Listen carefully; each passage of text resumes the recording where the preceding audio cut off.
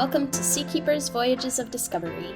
I'm Katie, and I'm so excited to take this journey with you as we explore the world of marine biology and conservation through the eyes of Seakeepers Discovery Yacht Fleet and our partnered scientists. I wanted to kick off this series with a bit of a behind-the-scenes peek at Seakeepers, and what better way to do that than to bring on the Seakeepers team themselves to chat about the day-to-day life of marine scientists and conservationists. The International SeaKeepers Society has branches around the world, so it's quite the feat that we've managed to get most of us together for this episode. Today, we'll get to know the Seakeepers team, from the waves they're making within their departments to what motivated them to join the organization. Before we get started, I'd like to share just a little bit about myself and what I do at Seakeepers. I'm a Colorado native, and I received a master's in ecology and evolutionary biology from CU Boulder, where I studied the relationship between coral and the tiny single-celled algae that live inside them. This research brought me to South Florida, where I eventually applied to work with Seakeepers managing the citizen science department. I've been here for 2 years now, and in my current role as science liaison, I'm tasked with recruiting and developing science projects and sharing what we learn with the world to ensure it has a lasting impact. So that's what brings us together today, and I'm excited to introduce the other Seakeepers that are working around the clock for the protection of our oceans. Today we have with us Chief Programs Officer Tony Gilbert, Program Development Manager Aubrey Keefe, Education Manager Tony Loroff, Citizen Science Manager Haley Davis, Community Engagement Associate Lillian Engelhard, Marketing Director Yvonne Gamboa, South Pacific Director Melissa White, Director of International Relations Jill Rodriguez, and last but absolutely not least, UK Programming Assistant Vicky Neild. It makes me so happy to see everyone together like this, so I'll go ahead and pass the mic to our CPO to get us started. Tony Gilbert, what is the mission statement for the International SeaKeepers Society, and how do we work to achieve our goals? Our mission statement is to facilitate marine research, conservation efforts, and education by linking the yachting and boating communities with the scientific and academic communities. Now, the way we do that is we spend some time in the yachting industry and community networking and seeing how many boats we can bring into the fold that are willing to help out in these kinds of efforts and these kinds of things. And then we also reach out to the scientific community and see, who might need those services, who might need to get out onto the water or have people that are cruising around the world collect samples for them. And then also a big thing that we've been ramping up a lot has been the educational outreach. So, we can have our education department delve more into that. But yeah, I would say that is sort of Seakeepers in a nutshell. Jill, can you provide an overview of some of the key projects and initiatives that Seakeepers is currently involved in? The National Oceanography Centre, that's part of the NewsToNet Collective, which I think is a fantastic project coming out of the UK. It's from one of the biggest research institutions here in the UK, and it's studying really microplastics all over the world, and we've chosen vessels that have an interest in this subject in key locations around the world to collect data for NOC, as it's actually called in short, and that's a brand new project for us. But again, it's citizen science, and it's part of the NewsToNet Collective project, which is a very simple project that most people can get involved with, where it's a net tow collection of samples, and then we will collect those samples when you hit shore and send it back to the institution for research. And we've got some really interesting people getting involved in this project. One is Mike Golding, OBE, who is a fantastically remarkable round-the-world yachtsman, and he's embarking on an incredible trip around the world. He's heading out from the UK next week, actually, and will be met by Melissa, and so we'll link up with our South Pacific chapter, travel through the South Pacific, and I'm sure Melissa can tell you more about that, but then come round right the way through Australia, heading over to South Africa, into Cape Town, then across to the Caribbean, and then back to the UK, and they will touch virtually all our chapters except for Asia as they go through collecting samples for the NOC projects. We're quite excited about that one. That's amazing. Can you, Jill, tell me a little bit about how that process works of connecting with the researchers and then connecting with the vessel? Yes, Seakeepers is we've been around for about 25 years, so people do know us. Probably our strongest strength is that we listen to the yacht owners and the captains and the crew that we meet. Over the years, we find out what their interests are, and then we keep that on. We keep that record really, because we also have scientists approach us from institutions all over the world, and they will they will supply their proposals to us about some of the projects they're working on, and then we will match up those projects with vessels who we think will value and find it worthwhile, and we hope the relationship will blossom. And then so we make sure that both the yacht and the crew and captain are happy, as are the researchers who will join the vessel and have their science supported. Aubrey, can you tell us a little bit about that vessel recruitment process and what you do to bring vessels into our Discovery Yacht fleet? Yeah, absolutely. So a bunch of different ways. And being that I'm former yacht crew, I have a lot of past connections with the yachting community that I can call upon and share our projects with and see if they'd be interested in joining. But the main way that I do it is through attending events. There's a lot of recruiting parties and gatherings for yacht crew where when people are looking for work or in town in a hub like we have in Fort Lauderdale to get work done on their boats, they might want to come to one of these crew parties just to network and socialize, and those are often places that I will come and meet with yacht crew and discuss the opportunities that we have available to them and their yachts. Melissa, do you take a similar approach in the South Pacific, or do you have any other specific strategies that you use for vessel recruitment? Yeah, so it's changed a bit for me because being in South Florida, it was so accessible. There's such a big yachting industry there, whereas here in the South Pacific, it's much more spread out, especially just being based in one location, whereas there are kind of little yachting hubs all around the South Pacific.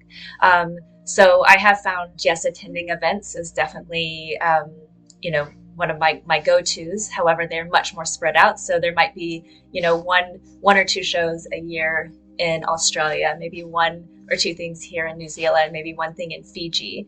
And the other approach that I've kind of taken is connecting with the marinas and the yacht agents. Yacht agents are really handy around here. Almost every vessel does go to a yacht agent because things are much different on this side of the world and a little bit less accessible. So the yacht agent kind of has that firsthand connection to all the vessels coming through. And the same with the marinas. The marinas usually know which vessels are coming in at what time. And they've been really, really helpful here with sharing Seakeepers information to vessels. So that's kind of been my approach here versus getting to attend an event every week in Florida. It's been a bit different. It's been a little bit harder to connect with the vessels, but I'm slowly, within this past year, kind of finding out the best ways to do that here.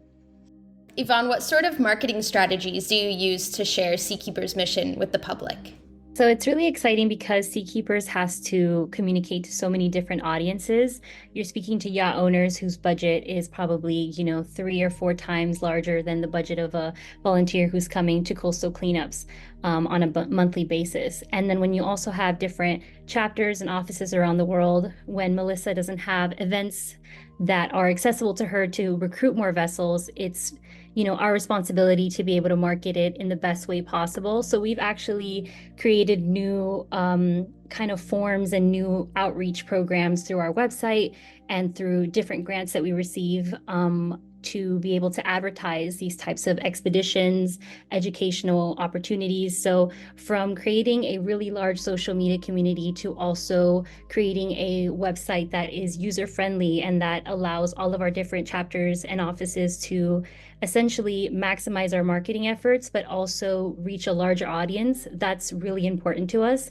And then also we do have a, incredible team that travels. So when you're traveling to, Portugal, or you're going to the Monaco Yacht Show and you come back with all these different, connections that you got through these events that we either host or sponsor, that also goes into our database. And creating monthly newsletters also allows our followers and our community to know what we're up to. So our marketing efforts go from in-kind support, which is through partnerships that are giving us free advertising space, for maybe cross promotion benefits or coming to our annual events, to also doing editorials for large yachting magazines. All these different outlets allow us to connect to different audiences that we wouldn't have if we just had those kind of in-person interactions.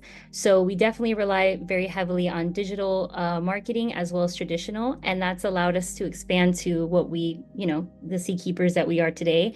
Kind of like what Tony said earlier, I started off with a team that was just Tony and me, basically.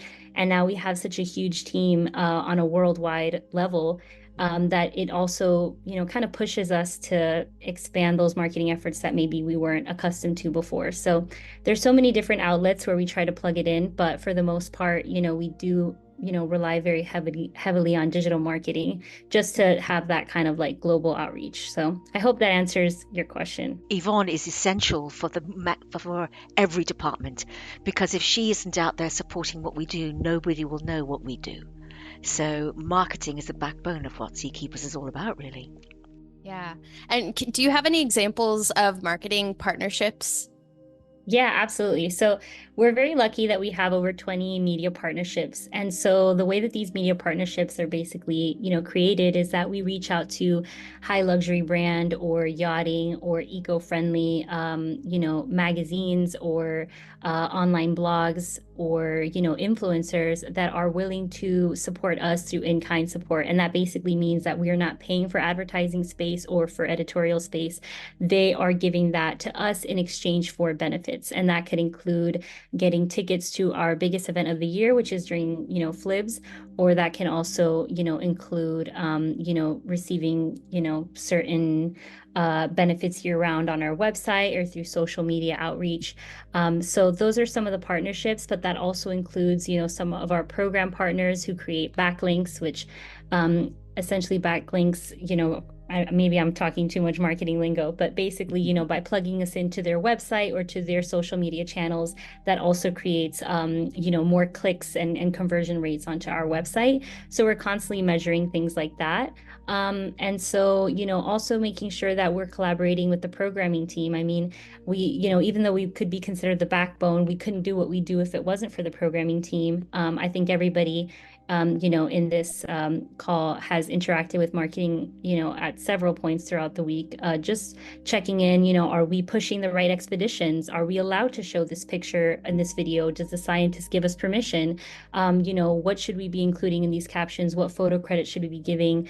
All these different questions that wouldn't allow us to do our job. So I think partnerships go like far beyond just the media outlets, but also into, the scientific community and the yachting community as well. Like you said, we're so multifaceted too. We have our hand in the academia world, the scientific world, the yachting world. So it helps to have all those partnerships to kind of reach all those different audiences as well. Yeah, absolutely. All right, Tony, let's chat a little bit about scientist-led expeditions. Can you kind of share the basic steps for setting one up, from start to finish, how that looks like? Absolutely. So depending on whether it's a scientist that has worked with us in the past and obviously, it worked out really well for them, or if it's a brand new science contact that is, new to Seakeepers and hasn't worked with us, the way it works essentially is they will fill out a proposal or a research project application, which then is basically a proposal for an expedition or a project. And so from there we see what the subject matter is, basically what a description of the research is about, what they want to do, but also the processes and all the things that go into the day-to-day operation on that expedition. How many people, and of course location, time frame, so what time of year they need to be out, all those kind of details, and even like what kind of boat would be ideal for the subject matter. So again, if you're studying whales, you don't necessarily need a small boat to work from, because you can do all the work from like a larger boat, especially if you have a team of 4 or 5 people living aboard. If you're going to do some shark tagging, you will need a smaller boat to kind of go along with the big mothership, because that's where you'll do the tagging from, is from the smaller boat. So all those details, they get put into these applications. We take that, and actually you, Katie, are really the one that goes out and kind of gets those for us, brings them into the house, and then once they come onto either my desk or Aubrey's desk or both, that's when we kind of do our magic and try to find a boat that's ready, willing, and available and suitable for the work.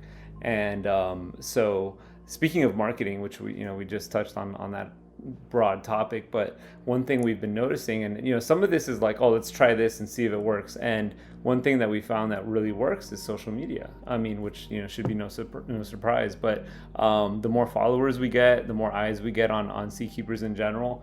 We've found that if we put these really exciting, adventurous opportunities out there, and just kind of a general call to action to the yachting community at large, that a lot of people see that and think, yeah, this is really cool. I'd like to do that. And then that's when we start talking and meeting and bringing and being that liaison that we are, bringing the scientist and the boat. We bring them together on a meeting.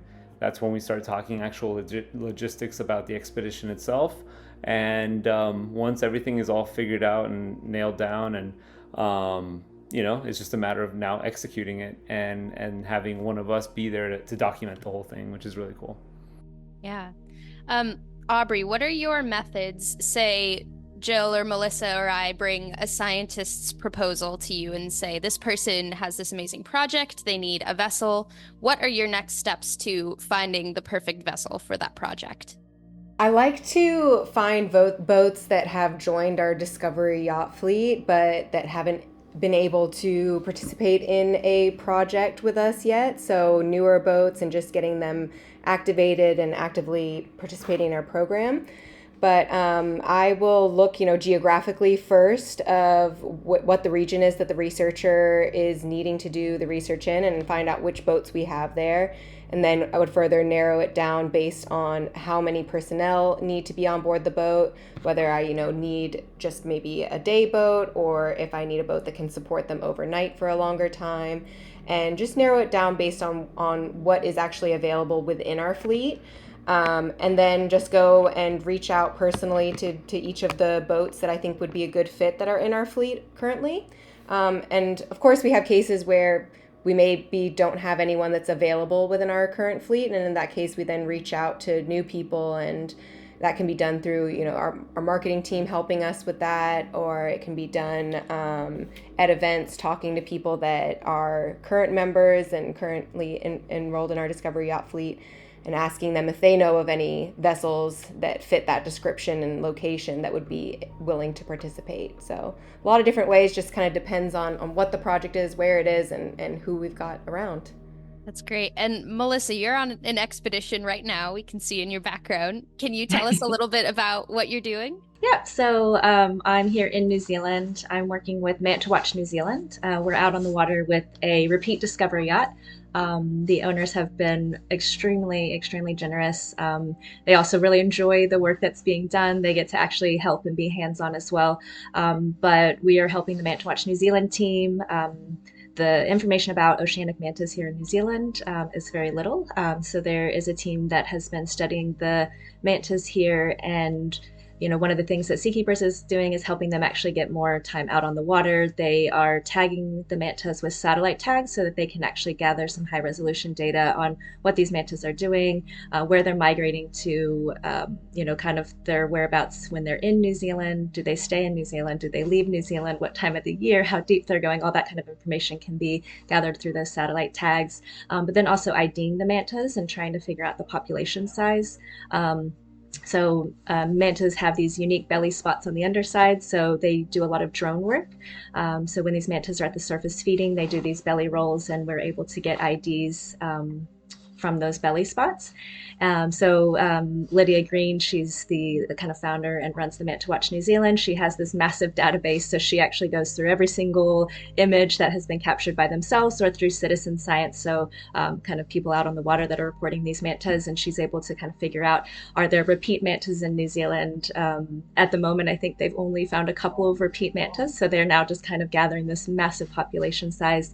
We're out on the water for a couple of days. It's kind of a little bit of the end of the manta season here, because we are coming into our winter, so a lot of the mantas are either moving north or moving towards like Tonga or Fiji. So they are trying to get out some of the last satellite tags that they have for this season. So that's kind of what we're doing here. That sounds amazing. We're really lucky that mantas are late risers, so that's why I was able to join you guys this morning, because we won't get on the water till later today. So thank you, mantas, for not being early risers. You mentioned they have a citizen science component of that project. Is that something you're trying to get vessels in the South Pacific involved in? Yeah, so one way that we kind of help support them with that is just getting the word out there and how they can report those. So Manta Watch New Zealand does have a reporting form on their website, but I've helped organize. They've got a short 25-minute like documentary film, so I've helped organize some showings in different areas around New Zealand, especially around like big boating communities where people are out on the water all the time, because it is really important to their work to know where these mantas are being identified, so that they kind of understand the range of where they're found. So the biggest thing is kind of word of mouth. So just getting the word out there of, hey, there are mantas, because that's actually one thing that people are really shocked by, is most people that are from New Zealand had no idea that the mantas even existed here. So just making them aware that we do have mantas, if you do see one, how to report them, and the importance of the citizen science aspect. That's great. It's so cool that you are on an expedition while we get to record this, so we all get a little bit of like a special insider look at that. Haley, what is citizen science? That's a good question. So citizen science is the practice of people who are not currently being employed to do research, getting their hands on data collection and scientific processes. So this can look like a wide variety of things. It can look like retired scientists who want to help collect data for the current scientific community. It can look like people who have no formal training in science, but who have a passion to help and conserve marine ecosystems, or any ecosystems for that matter. And it involves people getting some small portion of training to utilize either tools and like data loggers, instruments that scientists would like data from, or utilizing different tools. In our system, we have a lot of net projects, so utilizing different nets behind their boat to collect samples for researchers who can't get to them easily. So it can be just about anyone can get involved in it. Any age range, any kind of experience, and just gives people the opportunity to get their hands on some data and try science on for size. It's pretty fun. Can you tell us about some of the citizen science initiatives that we have at SeaKeepers?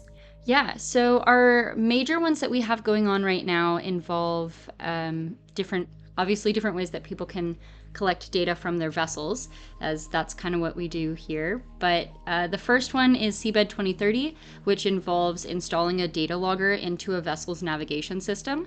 And it pulls a little bit of data. It pulls the GPS location, the exact time, and the depth from the depth sensor of the boat.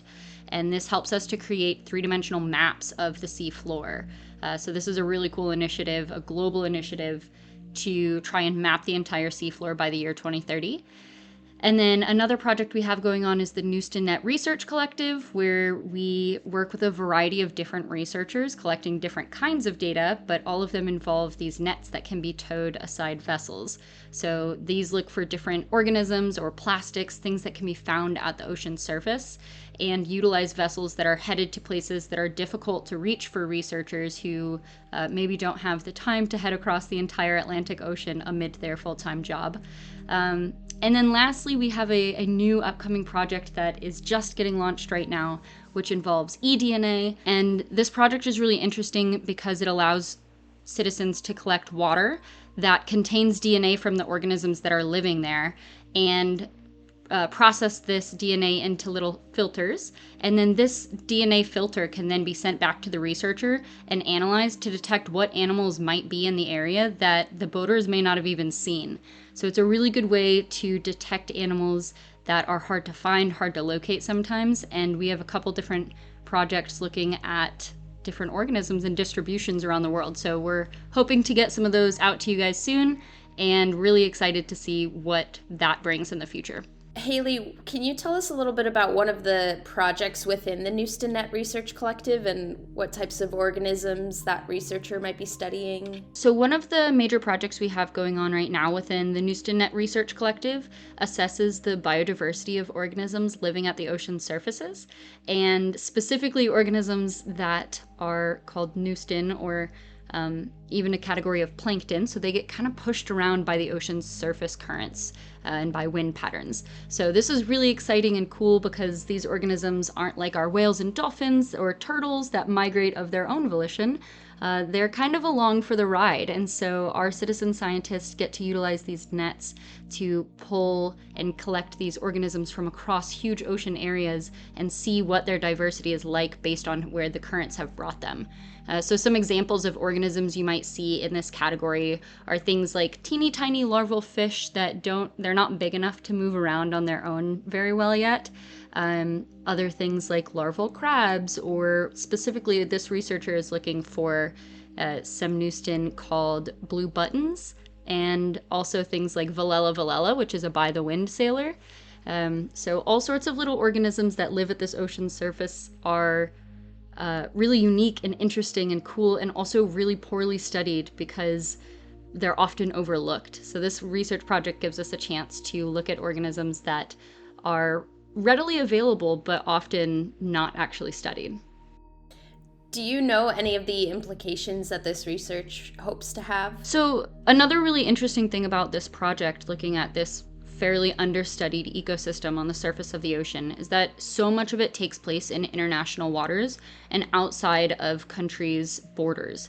And so as a result, a lot of these organisms and ecosystems are poorly protected historically. So projects like these really help us to begin laying the groundwork for potential protections and laws being put in place to help conserve and preserve these ecosystems that are found all over the world and play a really important role in marine food webs, whether we know exactly what that role looks like yet or not. Haley, what are some of your recruitment methods for bringing citizen scientists into Seakeepers programming? I think recruitment for citizen science, honestly, is kind of a twofold process. One arm of this is that we have an incredible marketing team, and honestly just a huge team in general, that are always out in the community interacting with people, interacting with boaters. So I get a lot of my early citizen science contacts just from people who have seen us, have heard our name out in the community, on the internet, and actually come to me, which is amazing.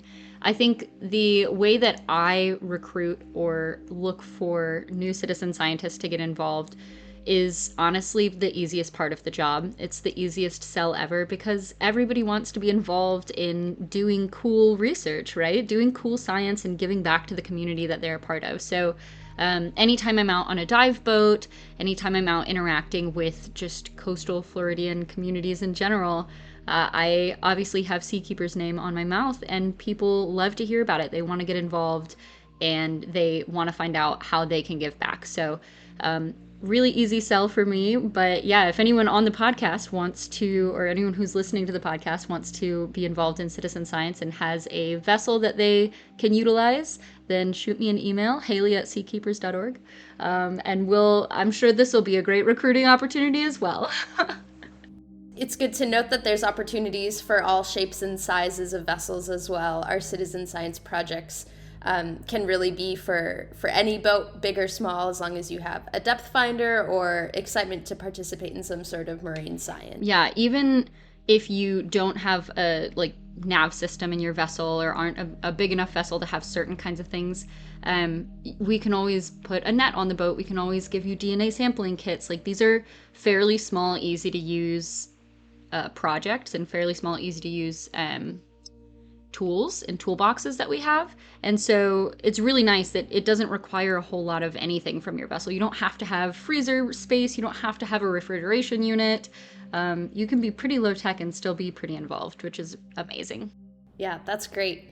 And what are some of your future goals for the citizen science department? I think some of my future goals for this department involve expanding some of our projects into some more locally impactful things. So possibly looking at seagrasses or oyster beds. I think those are really interesting and impactful projects to be involved with here in South Florida specifically. But then I also really want to work on increasing our impact globally and increase the high quality data that we're getting. So working to ensure that the data that we're getting from these citizen scientists is usable, is publishable, and that our researchers can turn this into something that can be impactful for future legislation and for the scientific community. So ensuring on my side of things that we have the highest quality and most excited, invested citizen scientists, so that on the research side and the science liaison side of things, we can continue to see those amazing impacts coming out of this data. Yeah, that's definitely a great goal, and something I think is exciting to see Seakeepers participate more in as we go on, is shared and open source data, and data that will have lasting impacts. Tony, what's been your most memorable scientific expedition that you've been able to set up? That is, it's one of the hardest questions for me to answer because there's too many. But that's why it makes it also kind of easy to kind of just show how amazing this has been. But I think the one that kind of jumps out at me every time I am asked this question, and maybe it was because it was one of the early ones, but we were in the Bahamas. We were tagging tiger sharks, but with a very specific thing in mind, and it wasn't just shark tagging. It was tagging specifically pregnant or gravid females, and the intention there was that we were tagging them with a special tag that only rises to the surface once they give birth. And so what was amazing now on the expedition, why was it memorable? Why was it amazing? Because I was the lucky one that got to be in the water while the professional photographer was looking through the small viewfinder and lens of her camera. And you know, the team is up on the center console boat tagging this shark, so that the shark is basically tied up to the side of the boat. It's still in water, so it can breathe. But you know, they got to keep this animal in one place, so it's tied up to the side of the boat. While we have someone in water, a photographer, taking pictures and documenting the whole thing. And so at one point, I found myself underwater, under this giant pregnant tiger shark, passing a rope from under the shark and then passing it through and tying off a fin and trying to stay away from the business end of the shark as much as I could. But again, being one of my earlier expeditions, I just remember thinking to myself, what the hell have I gotten myself into?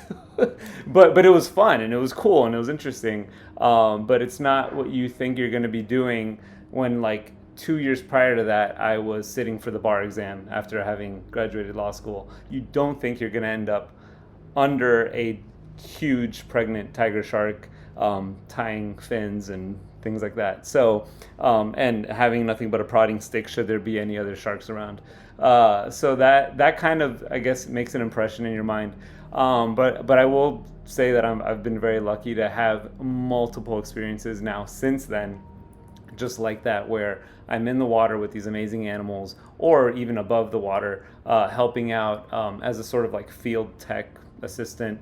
And when I'm not doing that, I'm able to film the whole thing and kind of become this amateur, like, photo documentarian for these amazing Shark Week like experiences, you know. So yeah, I guess if I had to give one example, that was it, but I have several others, so whatever. Yeah, it sounds incredible. We could talk about scientist-led expeditions forever, I'm sure. In fact, it's a large component of the podcast. I want to switch over to some education and some community engagement programming questions. So Tony, what are some of the key topics and learning objectives covered in your educational programming? The really interesting and cool part about education, especially education that's focused on local ecosystems and conservation, is that it leaves the door open to make learning objectives and topics really wide open for different student groups. So that's something I like the most about my job, is that depending on how old students are, where they live, what they're interested in, and what they're learning, I can kind of cater our educational lessons to them. Granted, when we do kind of the main part of my job, which is actually getting to take students out on our discovery yachts on the water, especially locally here in Biscayne Bay, and learn about our local marine ecosystems, those lessons look pretty similar. So it's a lot about urban watersheds, water quality, pollution, and prevention management. So really talking about how we as citizens and community members in this area that sometimes can feel really big, but in reality, you know, our area of Miami-Dade County of Biscayne Bay is really quite small. So to think about each individual person from the kindergartner to, the great grandmother getting to have the exact same impact on that community in terms of, how your pollution, how you're treating the environment is really going to come back to you. I think that's really my favorite lesson to be able to teach people, that regardless of if you live, 100 miles inland from the ocean, 5 miles inland from the ocean, or right here on our bay, you have equally as much of an impact on whether or not we're going to have healthy ecosystems or whether or not we're going to have struggling ecosystems. So I think most of our lessons and our topics kind of come back to that really centralized idea, that we have that impact on our natural ecosystems, on this big giant ocean that takes up most of our planet. We have a significant impact on it, even though we might feel really small. That's great. For listeners who aren't familiar with Miami, can you tell us a little bit about Biscayne Bay, what makes it such a unique ecosystem, and why it's such an important area for you to bring students to learn about marine ecosystems? Yeah, absolutely. So I think, especially because, like I said, we're here in Miami, we're centered around Biscayne Bay, it's a particularly important lesson. But I think Biscayne Bay is a fantastic case study for pretty much anywhere where you are, especially in the United States, but anywhere in the world. You're always going to be connected to water somehow, whether it be through groundwater, through storm drains, through canals, or whether you're directly on the bay or on the ocean like we are here in Miami. But I think it's a great point to make, that no matter where you are going to have that impact. So what we have here in Miami is really unique. We have Biscayne Bay. So up in the northern part of Biscayne Bay, it's semi-enclosed. So the only access we have to the ocean is through inlets and outlets. Whereas the lower part of Biscayne Bay is mostly open. So it has a lot more tidal flow, a lot more water mixing and things happening. And it also consequently has a little bit of a different ecosystem, right? So in the north of Biscayne Bay, we have a lot more boating happening, a lot more situations where we have islands where people are getting off and partying. The bay is very shallow, so it's much more conducive to people kind of leisuring in the bay as opposed to fishing or diving or snorkeling or things like that. Whereas the South Bay, where it's more open, is kind of the opposite. People are doing a lot more recreation, a lot more diving, a lot more snorkeling, things like that. They're getting out to see the environment. So up here in the north of Biscayne Bay, where we're right off of Miami, the south of Biscayne Bay tends to be kind of off more towards Homestead, which is a little bit less heavily populated. But up here in the north of the bay, where it's more enclosed and there's a lot more people here on our coastlines, we get a pretty significant pollution problem. So whether it be litter or nutrient pollution from things like chemicals, fertilizers, pet waste, stuff like that, it can build up pretty aggressively here in the north of Biscayne Bay. So the more that we're out there, the more that we're able to test water quality, to talk to people about urban watersheds and the impact that they can make in areas where water flow and water quality are really, really important, like here in the semi-enclosed part of North Biscayne Bay.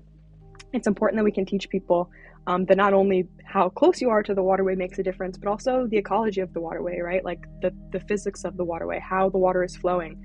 Because in north of Biscayne Bay, if we get a big pollution event, if we get a lot of rain in the summer, we can get big harmful algal blooms, we can get fish kills, which really our bay is really dependent on the health of the northern area.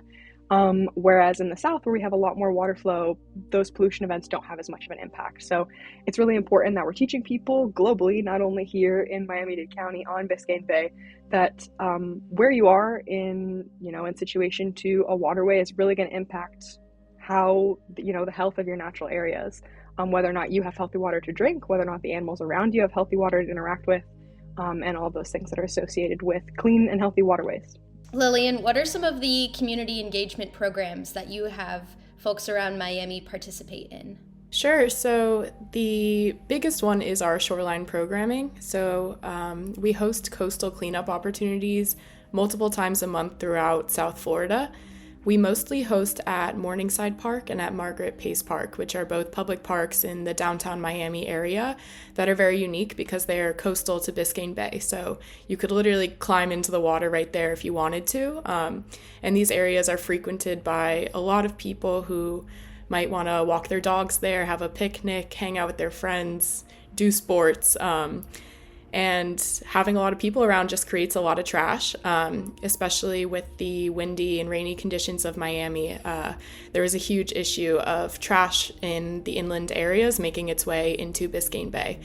And I think a lot of times beaches are given a lot more attention in terms of coastal cleanups, and parks are sometimes forgotten about. So it's been really cool to work in those parks on a regular basis and to see how much trash we can pick up month after month. It really all builds right back up, which is really crazy. And that is the main way that we engage the South Florida community. We also host dive cleanups in collaboration with Sea Experience Dive Shop in Fort Lauderdale. This is a little bit more limited to volunteers, as you do need to be a scuba certified diver to join us, and you have to pay for your spot on the boat. But these are really unique experiences. They're beautiful dives, great sights, and then we also find a lot of trash from shipping, from like cargo shipping boats that we're able to remove from these sites. And it's very cool to remove them directly from the reef and to see the impact that we're having there. I hope to be on one of those. Maybe not the next one, but maybe the one after that. Finally getting certified. Yes, we would love to have you, Tony. Lillian, what's the kind of average demographic? Do you work with mostly grade or elementary school students? Do you get adults at your beach cleanups? I would say it really is all ages. We have a lot of local residents, especially in the Morningside area. A lot of the people who live in Morningside are very committed to protecting the bay and are very eager to join our cleanups almost every month, which is great. But we work with a ton of K through 12 students, I'd say mostly middle school and high school students who have the opportunity to come to our cleanups to earn community service hours as well, which definitely drives them. But they also work very hard, and it's really nice that through our educational programming, we are able to interact with a lot of students and tell them about these volunteer opportunities. And then when we see them the next week at a cleanup, it's really nice to see that like full circle moment. How do you incorporate education into beach cleanups? Do you have some sort of general programming or spiel that you give everybody about plastics? Yeah, so it can be tough at our bigger volunteer cleanups because our numbers have grown a lot recently, and it can be hard to wrangle 50 plus people at the end to really drill in that educational message. So we try through stuff like we have a marine science Jenga set that we leave out on the table, and we encourage people to pull a Jenga, and they all have trivia questions written on them. So little ways like that just to provoke some more thought about marine conservation.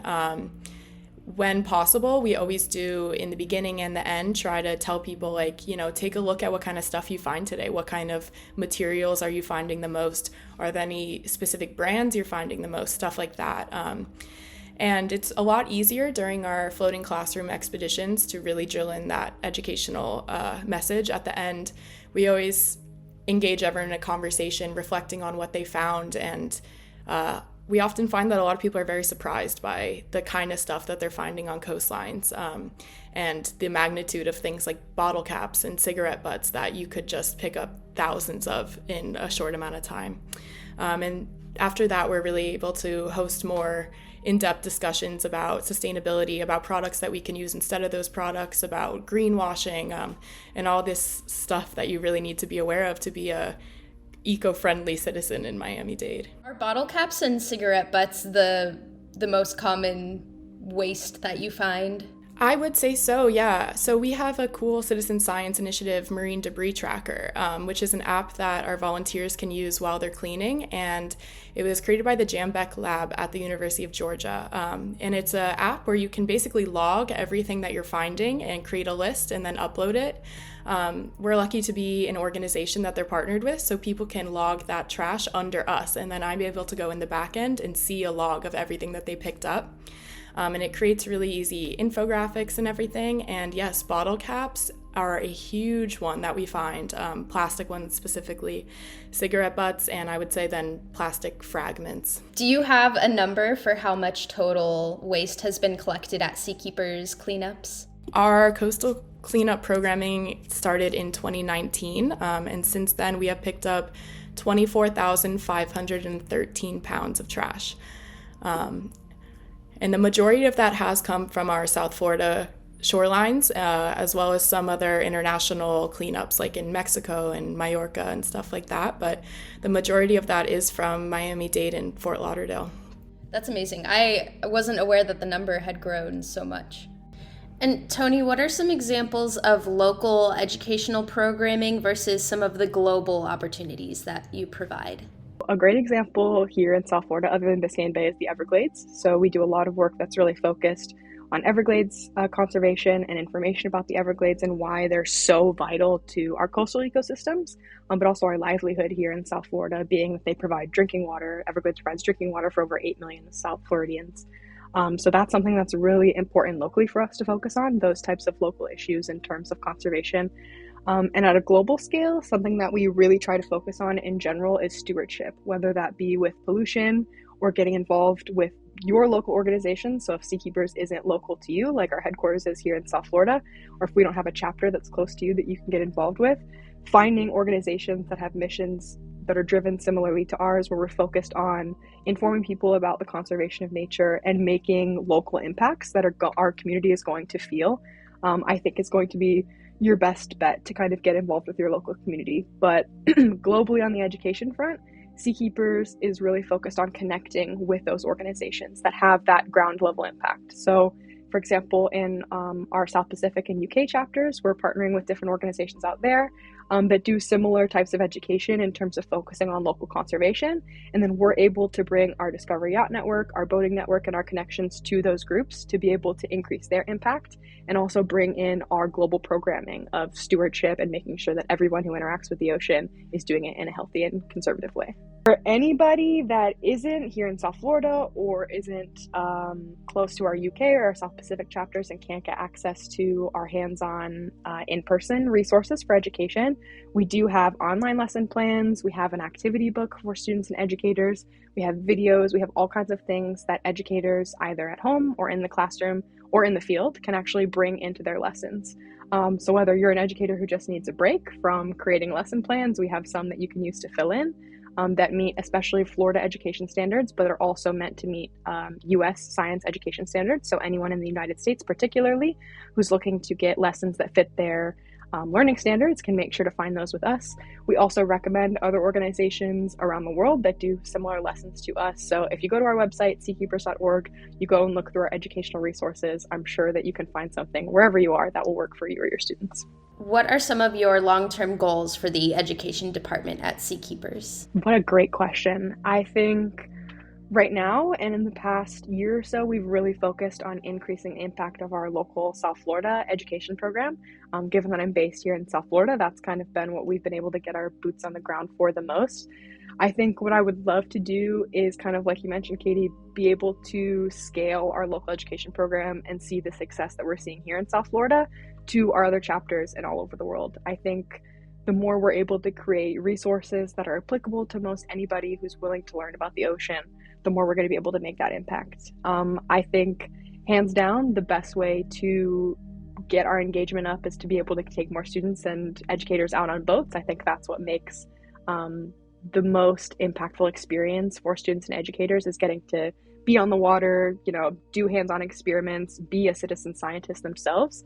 But in lieu of being able to do that, I think getting to expand and create lesson plans and resources and videos and partnered experiences for people no matter where they are in the world is definitely going to be the overarching goal for Seakeepers education. That's great. And all of our branches have a heavy focus on education, so we're excited to see that grow in the coming years. Maybe Jill and Melissa, both of you can share some insight on some of the education that you do at your UK and South Pacific branches. Melissa, I'll kick off a couple of things, because one thing about Seakeepers is that we have the most fascinating people that work alongside us. I can talk a little bit about Tracy Edwards, MBE, who is a round-the-world yachtswoman. She skippered the first Whitbread round the world race, and she now has her own vessel, Maiden, which is one of those remarkable vessels that we all know. But she's been traveling around the world empowering and educating women to just really get the education that they deserve in communities where educating women is not a priority. And I worked with Tony, who heads up our education here at Seakeepers, to create some online courses that Tracy can actually take with her when she goes out into the community. And it's things that the crew can work with the people on the ground, and then they can actually leave them with information. People like Tracy are incredibly powerful because they've got a very high profile, and she's now competing in the OGR, the Ocean Globe Race, and they'll be coming back into Cowes after 6 months at sea later on this month. But they they promote seakeepers education very strongly, while also supporting our citizen science and the Seabed 2030 initiative. But then we're also working with somebody who's very interested called Pip Hare. And I think my colleague Vicky can tell you about Pip, because Pip really represents people who can stand up and really, in the face of the most terrible conditions, has great perseverance. Wouldn't you say, Vicky? Yeah, definitely. I think Pip is such an inspirational woman. Um, Similar to Tracy, she's an international yachtswoman who's competed in the Vendée Globe, and she's competing again this year, which is really exciting. It's a round the world, non-stop, if I remember correctly, 24,000-mile race. And she's the 8th woman ever to actually complete it, which is so exciting. And we're planning to do some educational outreach with her this summer in the UK to really kick off our educational program here. And we're really excited to have her come and help us educate some local children about the ocean environment and how they can really use the skills that she's used in her experiences to, in their general life, and to become better ocean stewards.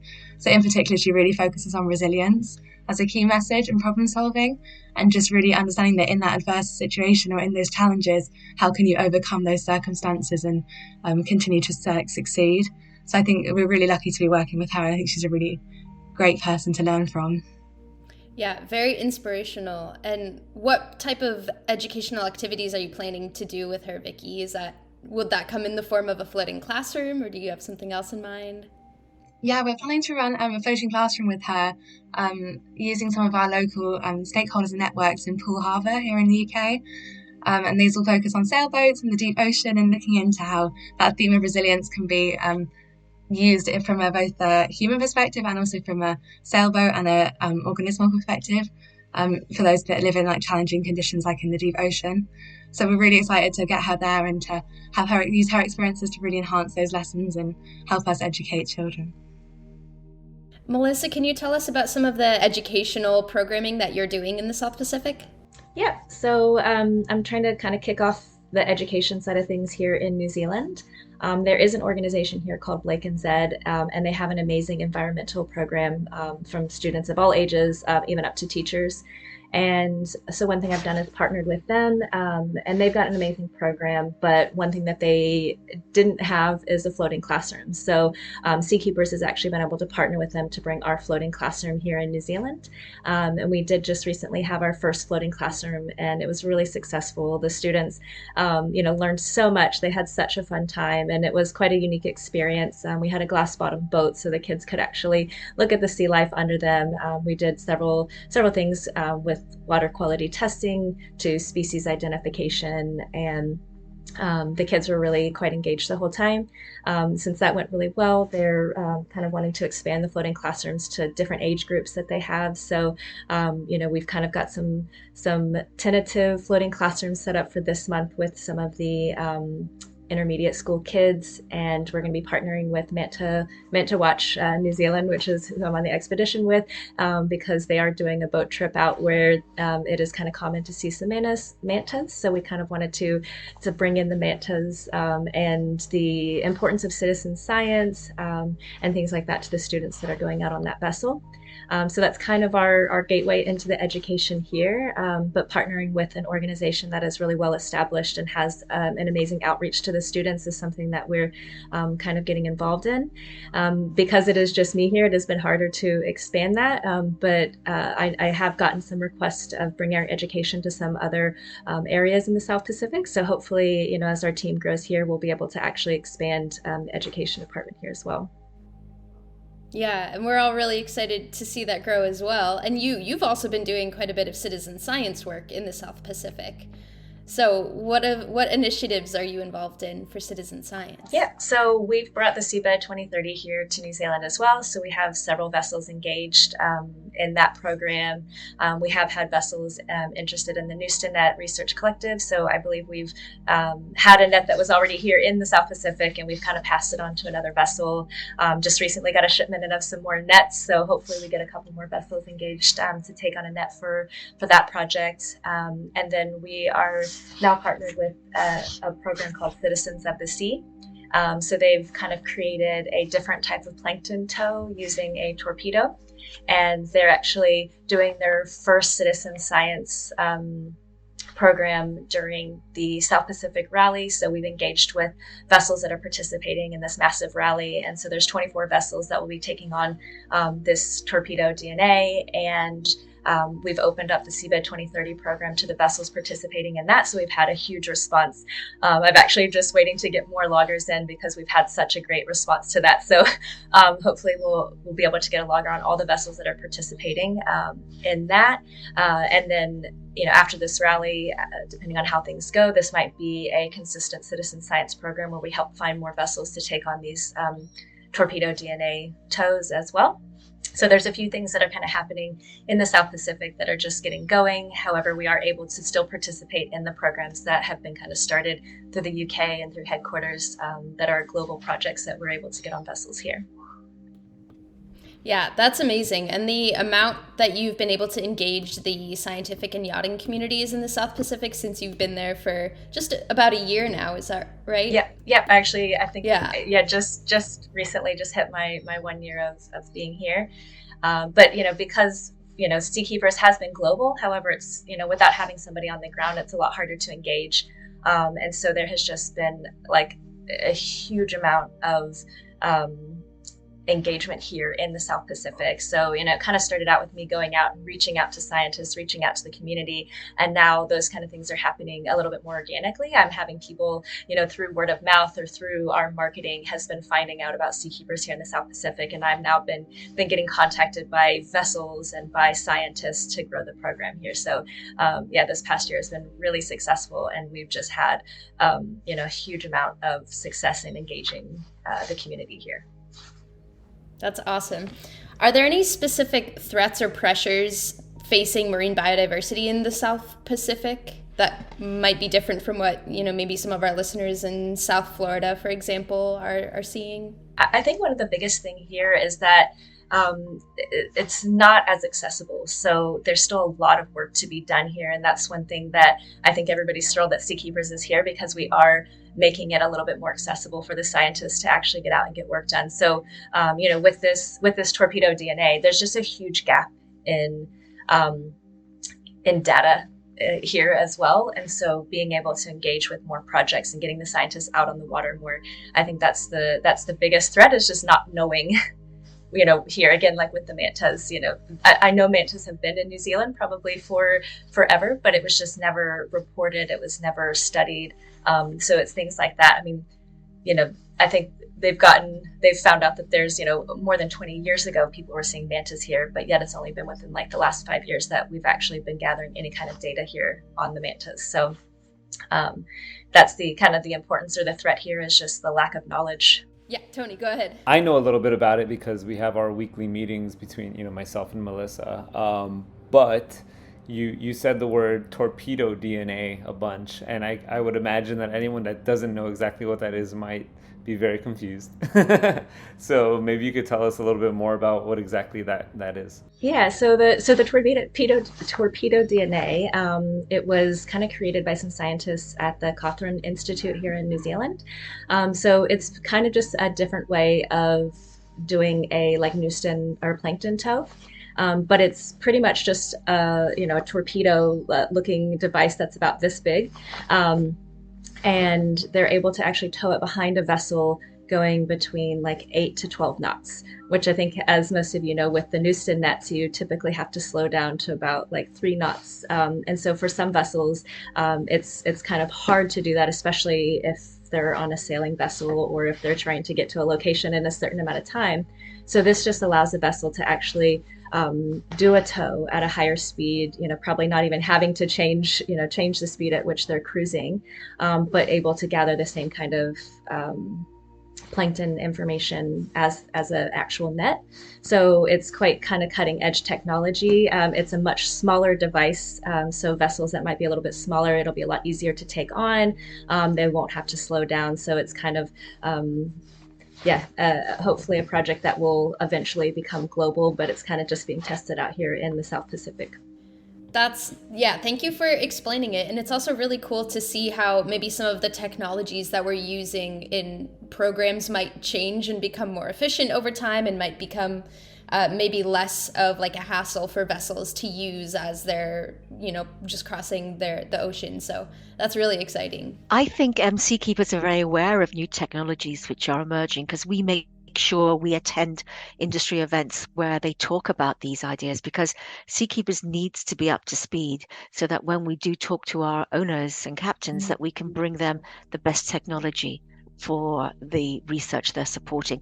The new net is quite a large net, and so the opportunity to actually reduce that in size will be hugely welcomed as well, Melissa. It's very exciting hearing what you're talking about. Thank you. Yeah, we're excited to be at the start of that opportunity as well.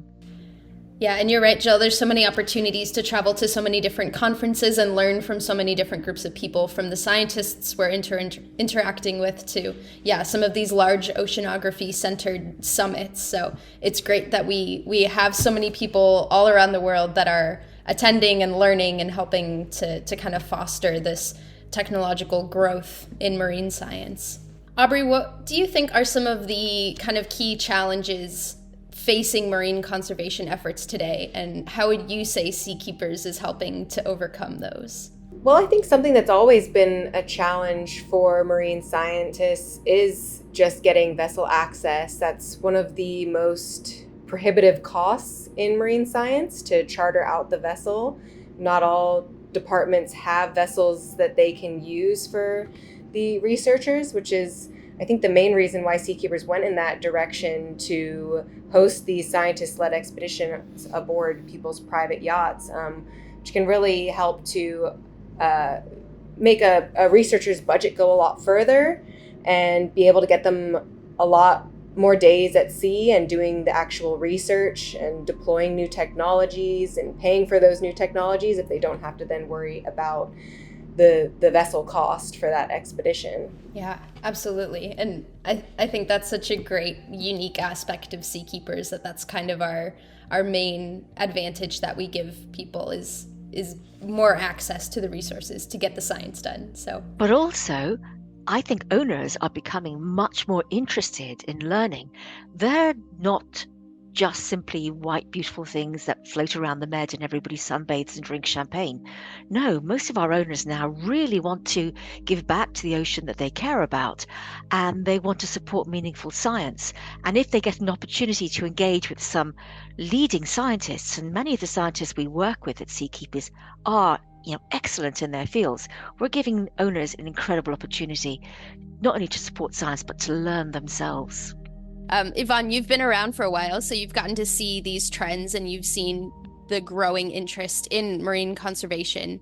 How do you think our marketing strategies have helped with that? And how do you think they've also helped us to see that impact that we're having? Well, I think that, marketing, definitely it depends on the industry, but for the most part, I think you really have to immerse yourself in it. And you have to understand the community that you're targeting in order to know the best way to market to that audience.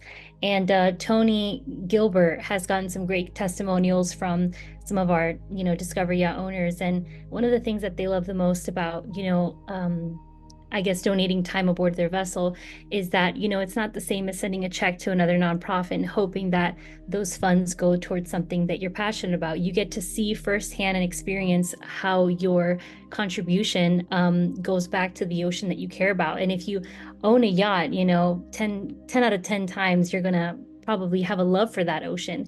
And it's like what Jill says, there's this, hopefully there is an episode on microplastics and all the different ways that maybe, we can kind of, do our own social responsibility. But I think yacht owners are also understanding that. And as we go to other yachting industry functions, you start to see that sustainability is a main focal point around these events. And so as a nonprofit, especially, when connecting, the yachting industry, we have that responsibility to kind of, understand what it is that, these these partners want from the work that they're contributing to, and also how yacht owners can get involved. So it really just depends. We do a lot of social listening. We kind of understand the competitor landscape, how to properly kind of put seakeepers into the right channels. But for the most part, I think the work that we do, the videos that we take, the pictures, storytelling is such a huge aspect of seakeepers. And I feel like we show, what we do in the best way possible, and it kind of speaks for itself. And we also have had the honor of having Discovery Yacht owners that are influencers themselves. I can think of maybe, one or two who have YouTube channels that, are just, have a massive, social media community. And they also, through word of mouth, tell some of their, yachty friends, hey, you guys should get involved. And we've even had some citizen science instruments that have been, instead of shipped back to the Seakeepers headquarters, have been shipped to another vessel for them to do work. So we rely very heavily on word of mouth, the storytelling aspect, and just kind of, social listening to see how we can plug ourselves, in the best way possible. Do you think there's been an increase in the amount of people that put effort into knowing and understanding about the crises that our oceans are facing? Yes, I mean, we have noticed that, especially in social media. I wish Alejandra, my assistant, was on this call, because she definitely, kind of say that our wildlife posts get, the most amount of engagement. I mean, who doesn't love a really cute seal, right? Or, amazing pictures that Melissa's taken of, manta rays. So there's definitely an interest in marine wildlife, and, you only care about things that that's why zoos and all these different things are, such a huge popular attraction. But it's mostly because you get to learn about a species that, when would you get to see, something like this up close? And I think that's kind of also what Tony was talking about in his favorite expedition, doing tiger shark expeditions in the Bahamas, is when do you get to see something like this up close and personal? So I do think that there has been, I think sustainability, microplastics has been a very popular topic lately. But I do feel like, by, putting more into our marketing efforts, whether it comes to like budget or whether it just comes to, social listening, I feel like you can plug into people that have always cared, but maybe didn't know that these opportunities were available.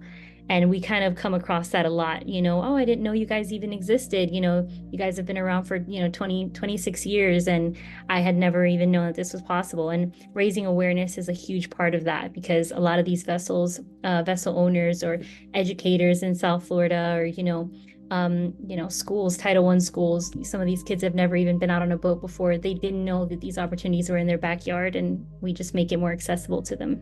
That's great. Aubrey, one of the tools that we utilize to get boaters more aware of their impact on the environment is our Green Guide to Boating. Can you tell us a little bit about what that is and maybe some of the highlights of it?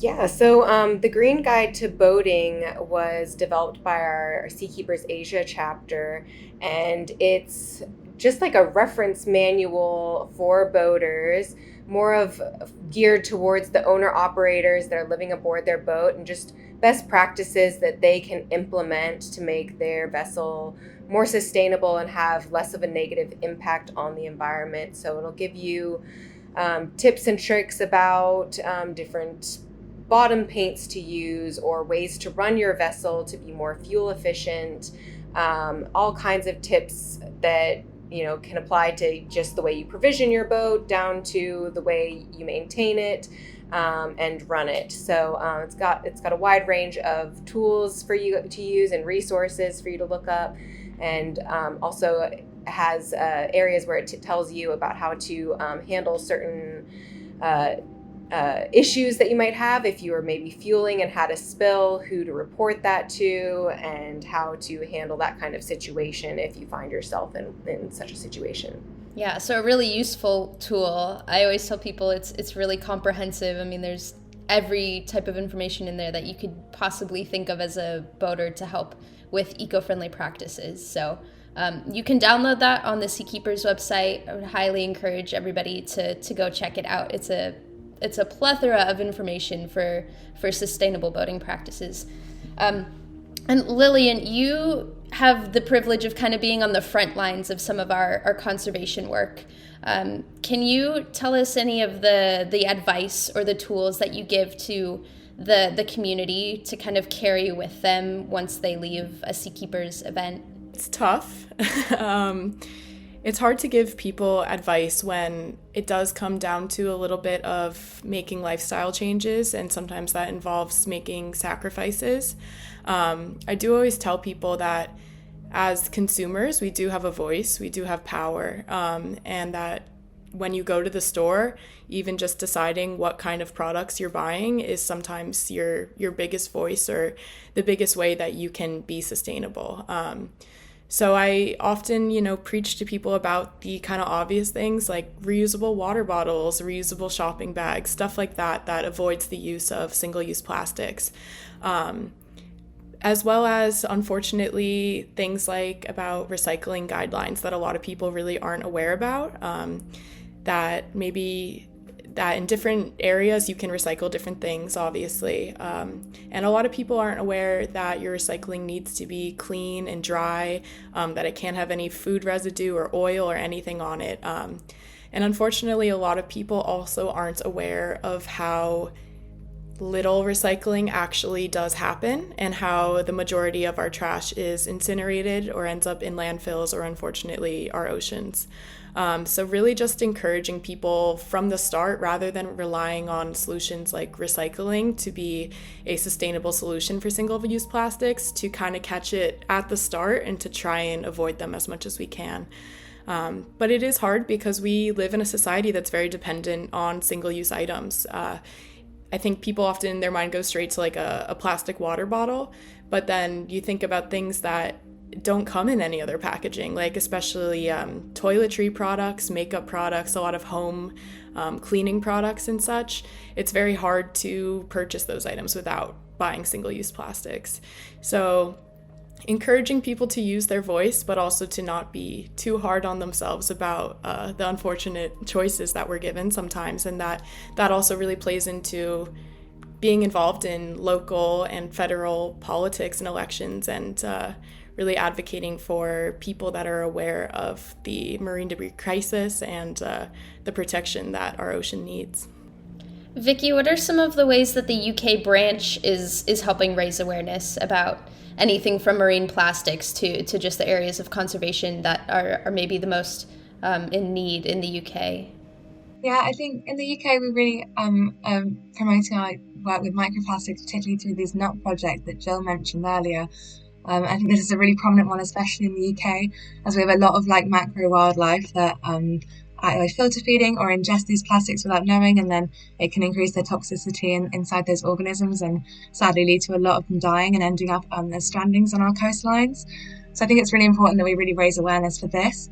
And in particular, Jill and I try to attend a lot of community events and things to really get the word out there about Seakeepers' mission statement, and advising the local community on how they can do best practices, like Lillian mentioned, to try and be a bit more eco-aware.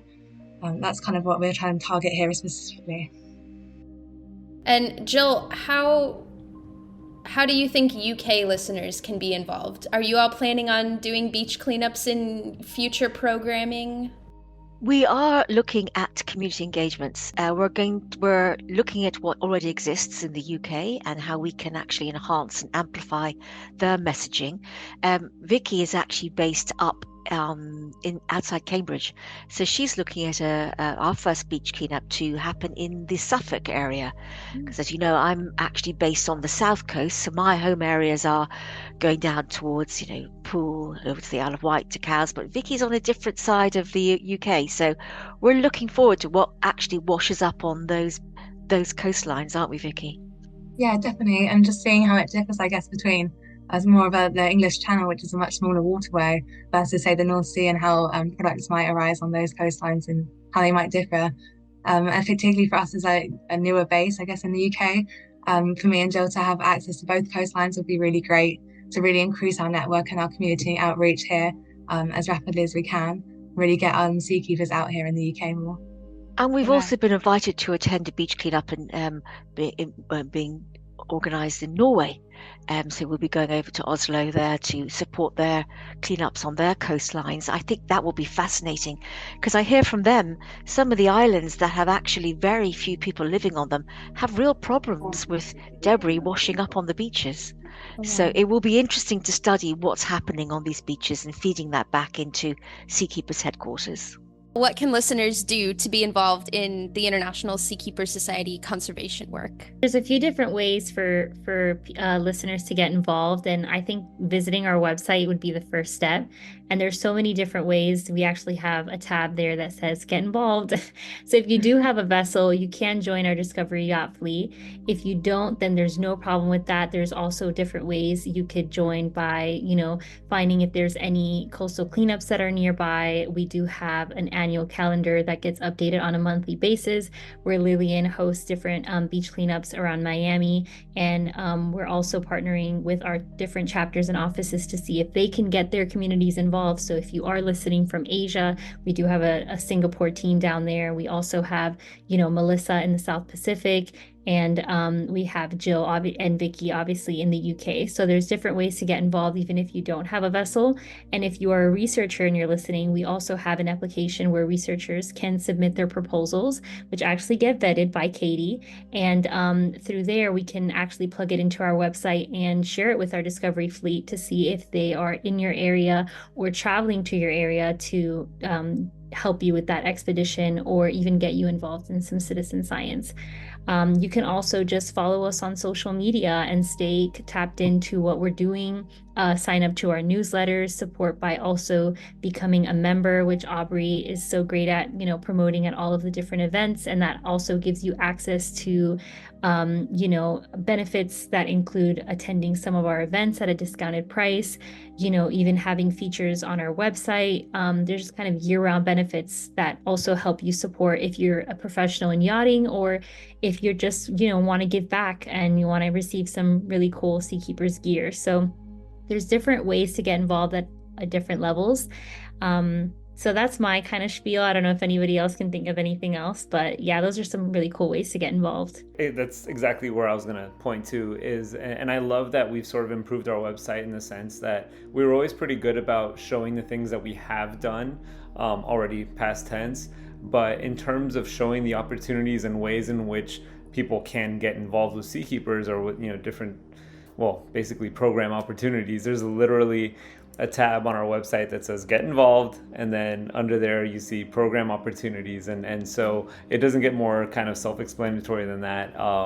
And so if you're someone that has a boat, obviously that's going to be where we want you to go first. But again, if you don't, there's a lot of other ways to get involved, and there's again the cleanups, the dive cleanups, but the membership program, like Yvonne mentioned, I mean that's a way where if you have a deep passion for these kinds of things and don't happen to have a vessel to directly help out with citizen science or a scientist-led expedition, that's okay. Becoming a member really helps us in a big way. Tony, this is a loaded question, but what are your hopes and goals for the future of the International SeaKeepers Society? So if you had asked me this a year ago, I feel like a lot of those hopes and goals have been realized in the last year. And again, just having that section on our website that says get involved, and then, we have a really good way of showing all the different expeditions and proposals that have come our way that are really, really interesting and exciting opportunities for the boating and yachting community to get involved. That has worked, and more people are coming and raising their hand and saying, hey, we'd love to be a part of this. How to, tell us more about Seakeepers, tell us more about the Discovery Yacht program. This sounds so amazing. How did I not know about this before? So luckily, a lot of those things that more over a year that I've been wanting to kind of see happen have been happening. So thank you to Yvonne and marketing and everyone else that's helped out with that. And then also to my team, thank you all for all the work that you put in and day out. I mean, and none of this is possible without you. Goals would then, I don't know. Again, our global footprint literally has increased a lot by having Melissa in the South Pacific, having Jill and Vicky in the UK. We've had our Asian chapter for a while now, but we've really seen the benefits of having people actually stationed. Even though yachting and cruising is inherently a global activity, having people actually in these different locations all around the world has helped us increase those operations and those activities. So, if our team is able to grow just a little bit more and we have people in more geographic locations, then we may see yet even more increase in our impact and what we're able to do. So that was long and convoluted, but hopefully I answered the question. Can I answer that question too? My goal and aspirations really are to see seakeepers continue to grow the way they are. I've noticed in my time with seakeepers a thing called climate anxiety really grow amongst our industry. It's because they're becoming more aware of the impact of the boats that they work on, the boats that they own or whatever. So what I want to say to people is that, working alongside us and getting involved in some of the programs that we do around the world would be something we'd love to see more people do. We are now connecting the dots. I can actually think that I can say seakeepers operate probably 24 hours a day, 7 days a week, because we have chapters and offices all around the world. So, come to us. Let's work together. Bring your vessels, bring your research projects. And let's see what we can do together. But also, I'd like to say, I want to see more collaboration in this industry. I feel we can't work in silos. For us to make a difference, we have to come together and we have to bring our expertise, because there's only one ocean and we're all working together to do our best for the planet. That's what I think my goal and aspiration is for seakeepers. Well said. That was beautiful, Jill. Thanks for joining us on this inaugural episode of Seakeepers Voyages of Discovery. It's been a privilege to hear from the rest of the Seakeepers team about their experiences in the world of marine science and conservation, and our exploration doesn't end here. Tune in to episode 2 next month as we embark on an expedition to uncover the secrets of the ocean's apex predators, guided by experts who are dedicated to understanding the vital role they play in marine ecosystems. Join us next time on Seakeepers Voyages of Discovery. Until then, fair winds and following seas.